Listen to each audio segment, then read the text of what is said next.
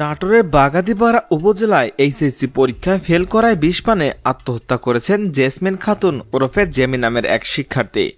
দুপুরে উপজেলার কালীপুর পশ্চিমপাড়া গ্রামে এই ঘটনা ঘটে।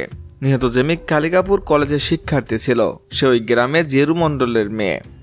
চলতি বছর অনুষ্ঠিত এইচএসসি পরীক্ষায় একটি বিষয়ে অকৃতকার্য হয় সে। এতে মানসিকভাবে ভেঙে পড়েন জেমি।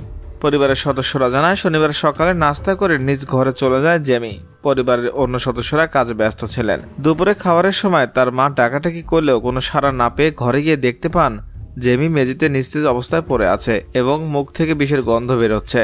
পরে পরিবারের সদস্যরা তাকে উদ্ধার করে স্থানীয় স্বাস্থ্য কমপ্লেক্সে নিয়ে গেলে কর্তব্যরত চিকিৎসক তাকে মৃত ঘোষণা করেন।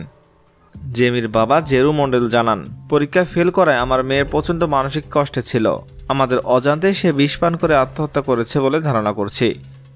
এ ব্যাপারে বাগাতিপাড়া মডেল থানা ভারপ্রাপ্ত কর্মকর্তা ওসি মোস্তাফিজুর রহমান জানান, খবর পেয়ে পুলিশ ঘটনাস্থলে পরিদর্শন করেছে।